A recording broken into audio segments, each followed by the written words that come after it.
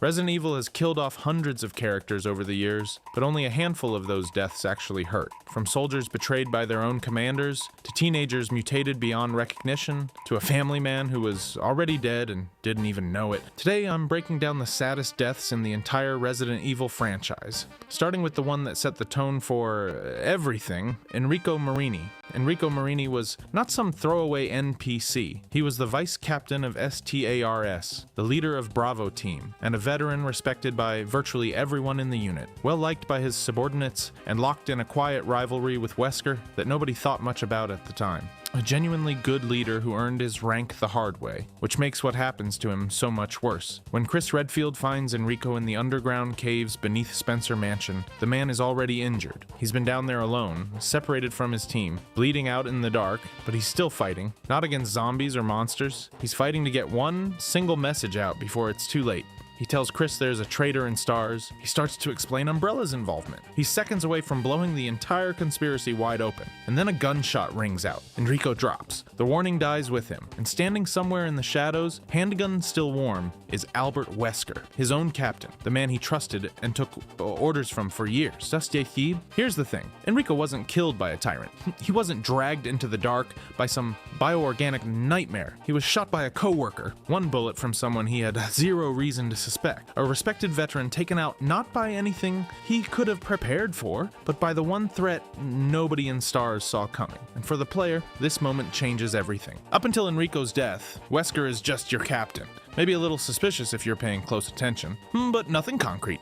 The second that bullet hits Enrico, every interaction with Wesker gets recontextualized. Every order, every decision, all of it was calculated. He wasn't leading STARS, he was hurting them. That's what makes Enrico's death the franchise's original gut punch. It's not about the gore, it's the betrayal. It establishes the rule Resident Evil would follow for decades. The real danger is never just the monsters, it's the people you trust. The captain standing right behind you, Enrico Marini deserved better. But if he'd gotten it, we wouldn't have one of the most important deaths in survival horror history. But as tragic as Enrico's death is, at least it was quick. The next one on this list didn't get that luxury. Richard Aiken. Most deaths in Resident Evil happen fast. A gunshot, a bite, a tentacle through the chest. You don't have time to process it. Richard Aiken doesn't get that mercy. He gets to sit there, fully conscious, watching the venom work its way through his body, knowing exactly how this ends. Here's the thing about Richard. He's a STARS Bravo team member, a communications expert, not some rookie who wandered into Spencer Mansion by accident. He's trained, he's capable. And none of that matters because a giant snake called Jan bit him and pumped him full of enough venom to kill a small building, which is, not ideal. What makes Richard's death so uniquely horrible is the pacing. Compare it to Enrico, who gets shot and dies within seconds. That's sudden. That's a betrayal you can barely register before it's over. Richard's situation is the exact opposite. He's lying there, deteriorating in real time, and he knows it. Every minute that passes is another minute closer to the end, and there's zero ambiguity about the outcome. But here's where it gets really dark. In the Resident Evil universe, dying from biological contamination doesn't always mean you stay dead. Victims of viral and toxic exposure can reanimate. They come back as zombies, as monsters, as things that attack anything with a pulse. Richard isn't just facing his own death. He's facing the possibility that his corpse will get back up and try to kill his own teammates. Hey guys, if I stop talking, maybe put some distance between us. And also, shoot me in the head. Thanks. That layer of body horror is what separates Richard's death from a standard tragic casualty. He's not just a soldier who fell in combat. He's a man whose body has been hijacked by something engineered in a lab by people who will never face consequences for it. The snake didn't evolve naturally. Umbrella made it. They made the venom. They made the conditions that put Richard in that hallway. Every step of his death was manufactured by someone sitting in a boardroom who probably went home and had a nice dinner afterward. Richard Aiken's death established something important for the franchise. It showed that the saddest deaths in Resident Evil aren't the heroic last stands or the dramatic explosions. They're the quiet ones, the ones where a good person sits in a hallway, fully aware of what's happening, completely unable to stop it, and all you can do is watch. No dramatic music, no final charge, just venom, time, and the slow realization that nobody is coming to help. But if Richard's death is defined by helplessness, the next one is defined by something arguably worse: cowardice catching up to you. Brad Vickers. Brad Vickers was never supposed to be in the field. He was the helicopter pilot for STAR's Alpha team, trained primarily in administrative work and flying, not combat, not monster hunting, not surviving a city overrun by the undead. He was the guy who got everyone else to the danger, not the guy who was supposed to face it. And that's exactly what makes his death so hard to watch. In the original Resident Evil 3, Nemesis, Brad's death is fast and brutal. The Nemesis catches up to him outside the Raccoon City Police Department and kills him before the game even really gets going. One moment he's there, panicked and desperate, and the next he's gone. For players, Brad represented something important. He was the pilot. He was the exit strategy. If anyone was going to swoop in with a helicopter and pull Jill Valentine out of this nightmare, it was him. And the Nemesis takes that away in seconds. It's not just a character dying. It's the last realistic hope of rescue being ripped out of your hands while you watch. But here's where it gets interesting. When Capcom remade Resident Evil 3 in 2020, they changed Brad's death completely. Instead of being hunted down by the Nemesis, Brad gets bitten by zombies. He becomes infected, and the player watches him deteriorate from a frightened but functional human being into something that isn't Brad anymore. The remake turns his death from a sudden predator attack into a slow, agonizing transformation, and depending on how you read the scene, a mercy killing. That's a fundamentally different kind of tragedy. One version says the monster's too powerful to stop. The other says the infection doesn't care who you are. The community has been debating which version hits harder ever since the remake launched. Some players argue the original is more effective because of its brutality and finality. The Nemesis doesn't negotiate, it doesn't give you time to process. Brad is alive, and then he isn't. Others argue the remake carries more emotional weight because you're forced to sit with what's happening. You watch Brad lose himself. You watch the infection win, and there's nothing you can do about it except end it. Honestly, both versions work because they're exploiting the same core truth about Brad Vickers. He was never built for this. He wasn't a super soldier like Chris Redfield or a survival specialist like Jill Valentine. He was an administrator who could fly a helicopter, and Raccoon City chewed him up regardless. The original kills him with overwhelming force. The remake kills him with biology. Either way, the message is the same. It doesn't matter how far you run or how useful your skills are in normal life. In Raccoon City, everybody is prey. And the fact that Capcom has revisited his death multiple times across different games only reinforces how much this one character's fate matters to the franchise. Brad Vickers keeps dying, and every single time, it hurts differently. But if Brad's death represents the loss of hope for escape, the next one represents something even rarer in Raccoon City. The choice to stand and fight when you know it'll kill you. Mikhail Victor. Most characters in Resident Evil die because they're in the wrong place at the wrong time. Mikhail Victor dies because he decides to, and that distinction changes everything about how this moment hits. But yes, before we get to the sacrifice, we need to talk about who this man actually was. Mikhail Victor isn't some clean-cut hero with a spotless record. He's a former Soviet army captain from St. Petersburg who, after the collapse of the USSR, joined a guerrilla group fighting for an ethnic minority's independence. Sounds noble enough on paper, but that guerrilla group eventually devolved into a full-blown terrorist organization. Bombings, civilian casualties, the whole descent. Mikhail was arrested, and his future looked about as bright as a burned-out fluorescent bulb. And then Umbrella showed up, because of course they did. Umbrella recruited Mikhail into the Biohazard Countermeasure Service, their private paramilitary cleanup crew, trading one violent organization for another, except this one wears lab coats and actively creates the biological nightmares you're now supposed to fight. But Mikhail took the deal, and honestly, what else was he going to do? Here's the thing about Mikhail that makes his death work. By the time you meet him in Resident Evil 3, he's not the guerrilla fighter from his file. He's a wounded captain bleeding out on a train, still trying to coordinate his squad, still trying to get civilians to safety. The man had legitimate command skills and real expertise in military planning. He wasn't just muscle. He was a strategist who understood how to get people out of impossible situations. And Raccoon City in September 1998 was about as impossible as it gets. But none of that matters when the Nemesis boards the train. This thing is an unstoppable bioweapon specifically programmed to hunt down STARS members, and Jill Valentine is its primary target. When Nemesis crashes through that train car, Mikhail is already critically wounded. He's done. Everybody knows it, including him. So he makes a choice. Mikhail detonates an explosion that rips through the train car and launches the Nemesis out of the vehicle. It doesn't kill the creature. Nothing seems to kill this creature, but it buys Jill the seconds she needs to escape. That's all he was trying to do. Not win, not survive, just give someone else a chance. And that's what separates Mikhail's death from almost every other in this franchise. It's not an ambush. It's not an infection. It's not a betrayal. It's a deliberate, conscious decision made by a man who knew exactly what it would cost. He achieves total agency in his final moment, something almost nobody in Resident Evil gets. Most people in this series die screaming or confused or mid-sentence. Mikhail dies on his own terms. The real question the game leaves you with is whether one sacrifice redeems a lifetime of violence. Mikhail has blood on his hands from his guerrilla days, a past tangled up in terrorism that he only escaped because a corrupt corporation found him useful. And his final act is saving one woman from one monster on one train. Does that balance the scales? Probably not. But it proves that the past wasn't all he was capable of. That's the kind of moral weight most games don't even attempt. But if you think Mikhail's story is emotionally complicated, wait until you meet a 17-year-old kid whose entire life was destroyed before he ever had a chance to live it, Steve Burnside. Every other death on this list involves adults who made choices, soldiers who enlisted, officers who accepted risk.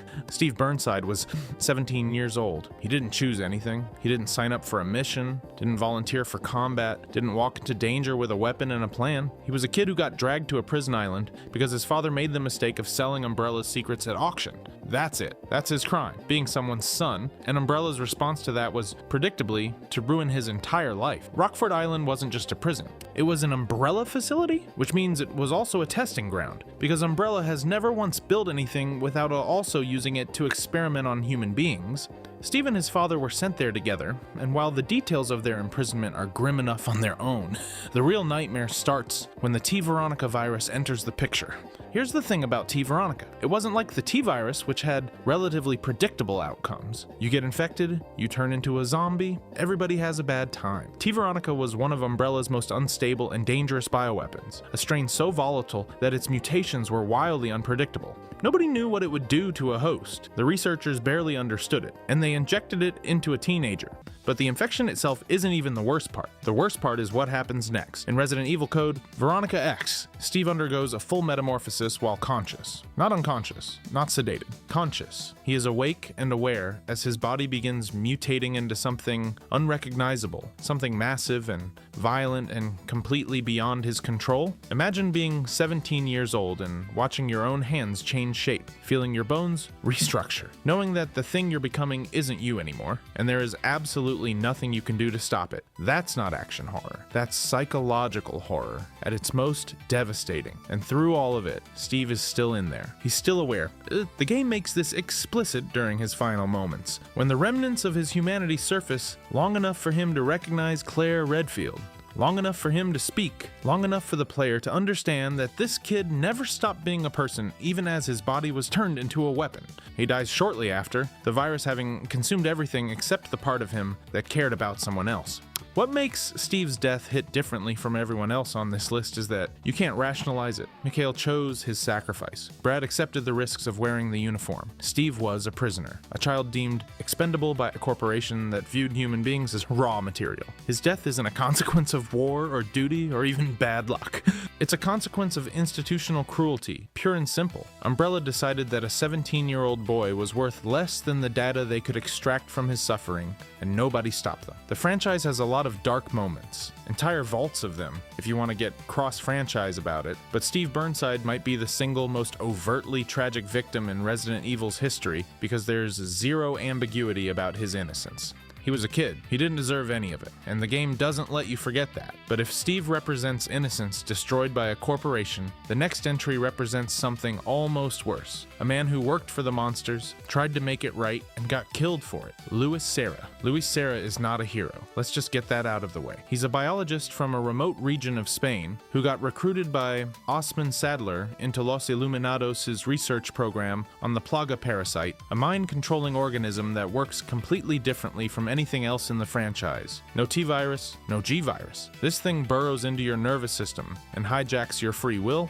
and Luis helped develop it. Here's the thing. He wasn't some wide-eyed innocent who stumbled into a bad situation. He participated in illegal human testing, He contributed to bioweapon research that would eventually threaten entire populations. He knew, on some level, that what he was doing was wrong, but he kept doing it anyway, because Sadler's cult doesn't exactly hand out resignation letters. You're either useful or you're dead. So Luis chose useful, and he buried whatever conscience he had left under layers of charm and self-preservation. But the conscience didn't stay buried. That's the problem with being smart enough to understand exactly what you're building. You can't pretend forever. By 2004, Luis had started reaching out to an anonymous external organization, trying to negotiate his way out. The deal was simple. He'd hand over intelligence on the Plaga parasite and Los Illuminados' operations in exchange for extraction, a clean escape, a second chance. He wasn't doing it purely out of altruism either. Luis wanted to survive, but he also wanted to stop what he'd helped create, and those two motivations don't cancel each other out. They make him human, and that's what separates Luis from the soldiers and fighters we've already talked about. Mikhail Victor grabbed a grenade and threw himself at a monster. Steve Burnside was a teenager who never had a choice in the first place. Luis is a grown adult who made bad decisions, recognized they were bad, and tried to course correct. He's the compromised intellectual. Not brave, not trained, just a scientist who got in too deep and spent his final days trying to claw his way back to something resembling decency. The franchise kills him for it. During his attempt to escape and undermine Sadler's operation, Luis is impaled through the back by Sadler himself. One moment he's trying to hand off critical research that could help Leon and potentially cripple the cult's plans. The next, there's a Plaga tentacle through his chest. He dies mid-redemption, not after completing his mission, not after passing on everything he knew. Mid-redemption. The information he carried, the contacts he'd made, the escape he'd been planning for months, all of it evaporates because Sadler got to him 30 seconds too early. Compare that to Mikhail. Mikhail dies and his sacrifice works. The nemesis gets blown off the train. Jill survives. There's tragedy, but there's also completion. Luis gets zero completion. He tries to do the right thing, and the universe punishes him for it like he never should have bothered. His moral awakening doesn't earn him a heroic death. It earns him a hole in his torso and a slow bleed out on the floor while Leon watches. That's the cruelest kind of death this franchise can offer. Not the one where you go down fighting,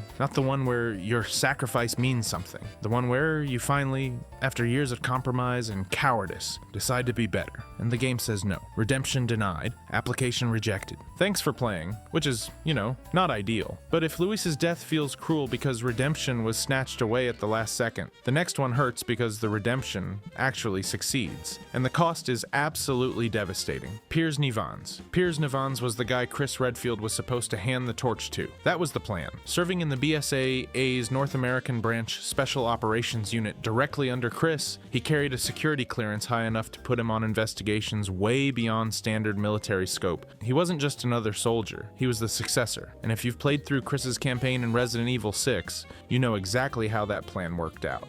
Here's the thing about Piers that makes his death hit differently than almost anyone else on this list. He wasn't an unwilling victim plucked off the street. Piers was a trained bioterrorism combatant. Fighting these viruses was literally his job. And the thing that killed him? The C virus. A complex chimera strain that merged both the G virus and the T Veronica virus into one recombinant bioweapon. Basically the greatest hits album of everything Umbrella and its successors ever created rolled into one package specifically designed to destroy human beings. Getting infected with the C virus transforms you into a Javo, a mutated human that retains some cognitive capability but loses its humanity in the process. And this is where the real horror starts, because Piers doesn't just black out and wake up as a monster. He's aware. He feels his body changing, his arm mutating into something grotesque and powerful, and he can't stop it. His mind is still in there, still recognizing Chris, still understanding what he's becoming. Imagine training your entire career to fight biological weapons, only to become one. Your body turns into the exact thing you swore to destroy, and you get to watch it happen in real time. But Piers doesn't break. That's the part that wrecks people. Throughout Chris's campaign, the relationship between these two builds naturally. Chris is dealing with amnesia, guilt, rage. Piers is the one pulling him back, keeping him focused. It's not a dramatic friendship built on grand speeches. It's a working relationship forged through shared combat and mutual trust. Piers believed in Chris when Chris couldn't believe in himself. So when Piers gets infected during the final confrontation, the weight of that moment lands because you've spent hours watching these two fight side by side. You've seen the loyalty, and now you're watching it get ripped apart by the very thing they came to stop. Here's where it gets devastating. Piers, partially transformed and losing more of himself by the second, uses his mutated arm's electrical discharge ability to protect Chris during the final battle against Hyos. And then, when the underwater facility begins to collapse, and there's only one escape pod, Piers shoves Chris inside and seals the door from the outside. Chris is pounding on the glass, screaming, and Piers just looks at him. That's it. His partner, the man who was supposed to lead the next generation of BSAA soldiers, standing alone in a collapsing facility with a body that isn't his anymore. Piers chose to die as himself rather than survive as a monster. His final act wasn't violence or rage, it was protection. The same thing he'd been doing for Chris the entire campaign.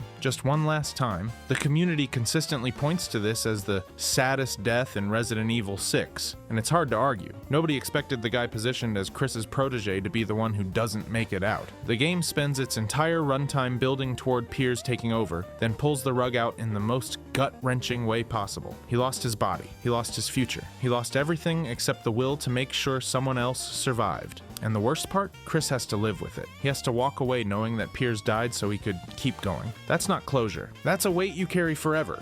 But if Piers' death is about losing your humanity and choosing sacrifice anyway, the next one is about a man who didn't even realize his humanity was already gone. Ethan Winters. Every character on this list died fighting something bigger than themselves. Soldiers, scientists, pilots, people trained for combat, or at least adjacent to it. Ethan Winters was a systems engineer. He worked with computers for a living. Zero combat training, zero military background, zero reason to ever hold a shotgun. And yet across 2 full games, he became the emotional core of the entire Resident Evil franchise. Ethan enters the story in 2017 during the Dolvay incident in Resident Evil 7. He's just a guy looking for his missing wife Mia, who vanished 3 years earlier. He drives to a derelict plantation in Louisiana, walks into what is essentially a hillbilly nightmare house, and proceeds to get his hand chainsawed off, his legs sliced apart, and his entire body brutalized by the Baker family. But he keeps going. He duct tapes his hand back on and keeps going. No training,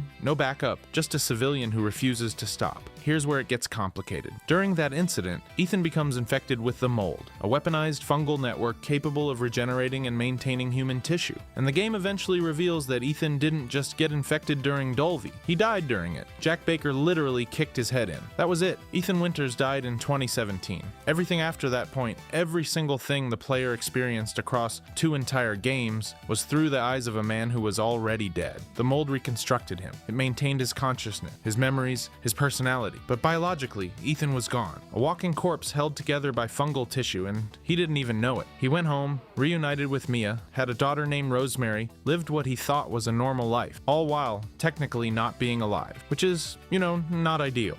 Then, Chris Redfield's team raids Ethan's home, Mia is seemingly killed, and his infant daughter Rose is abducted by Mother Miranda, an ancient entity who needed Rose for a ritual involving the mold's power. Ethan wakes up in a frozen European village, surrounded by lichens, mutant aristocrats, and a giant vampire lady the internet immediately lost its mind over. And despite being a dead man walking in a nightmare he never asked for, he picks up a gun and starts looking for his daughter. The real gut punch comes when Ethan learns the truth about himself. He discovers he's been dead since Dolvey, that every wound he shrugged off, every hand he reattached, every impossible injury he survived wasn't resilience or luck. It was because he wasn't really alive to begin with. His body was just fungal matter imitating a human being, and he doesn't stop. He processes the fact that he's essentially a ghost made of mushroom and immediately refocuses on the only thing that matters, getting Rose back. That's what separates Ethan from most every other character on this list. He's not a soldier fulfilling a duty, he's a dad. The final act comes when Ethan reaches the fungus root, the biological core sustaining both himself and Mother Miranda's power. Destroying it will eliminate Miranda permanently and save Rose, but it will also destroy him. The mold is the only thing keeping his consciousness intact. Blow up the root and he's gone, permanently. He makes the choice without hesitation. Chris tries to take over, tries to detonate the charge himself, but Ethan refuses. He tells Chris to take care of Rose. Then he activates the trigger, destroying the fungus root, Mother Miranda, and himself in one final explosion. A man who was already dead, choosing to die again so his daughter could live. What makes this hit so hard is the math of it. Ethan isn't sacrificing a life. He doesn't have one. He's sacrificing the borrowed existence that let him keep being a father. Every moment with Rose, every memory after Dolvey, existed on stolen time, maintained contained by a fungal infection, and he gives all of it up willingly because that's what parents do, even when the cost is everything, even when they're not technically alive to pay it. The franchise spent decades building its identity around military horror, trained operatives fighting bioweapons with combat expertise and institutional support. Then a systems engineer with no pulse walked in and delivered the most emotionally devastating moment in the series. Sometimes the guy with the computer science degree hits harder than every soldier combined. But if Ethan's death made you feel something profound, wait until you hear about the death that made the entire fanbase collectively lose it over a character they knew for approximately 4 minutes. Mike the pilot. You want to know the wildest thing about this death? You barely know the guy. You spend maybe 5 minutes with Mike. He has no backstory, no dramatic monologue, no tragic romance or heroic last stand. He's a voice on a radio and a helicopter in the sky. And when he dies, it absolutely destroys you. Here's the setup. During the late stages of Resident Evil 4, Leon Kennedy is fighting through the final stretch of Los Illuminados territory. He's been alone for most of this nightmare, outnumbered, outgunned, surrounded by ganados in every direction, and then you hear it. Rotors. A helicopter appears overhead, and suddenly you have air support. Mike starts lighting up everything in sight, destroying structures, clearing entire groups of enemies that would have taken you minutes to fight through. For the first time in hours of gameplay, you feel like someone is actually coming to help. You're not alone anymore. There's a guy up there, and he's got your back. Leon even says, they'll grab a beer after this. That's the entire relationship. One line about getting drinks. And somehow it's enough, because Mike doesn't represent a character. He represents rescue. He represents the idea that the outside world still exists, that there are people beyond this village who know where you are and are actively working to pull you out. Every rocket he fires reinforces the feeling that the nightmare is ending. Help arrived. You made it. Then an RPG hits his helicopter. One shot. The chopper spirals, catches fire, and crashes. No dramatic slow motion, no final words, just gone. Leon doesn't deliver a speech, he just watches. The player watches, and you realize that the rescue was never coming. Los Illuminados can shoot down military helicopters. You are still completely, utterly alone. That's what makes Mike's death the perfect closer for this list. It proves something about how sadness works in games. Sometimes the deaths that hit hardest aren't the ones with 40 minutes of cutscenes and a full character arc. Sometimes it's losing something you only had for 5 minutes, but needed more than anything. Mike was hope with a rotor blade, and when that helicopter went down, it didn't just kill a pilot, it killed the promise that someone out there was coming to save you. Every death on this list works the same way when you really think about it. Resident Evil's saddest moments don't just take characters away from the story, they take something away from the player. Safety, trust, hope. That's what makes them stick with you long after the credits roll. Sometimes the saddest death in the game belongs to a guy you never even got to buy that beer. If you enjoyed this video and want to see more, click the video on the screen now.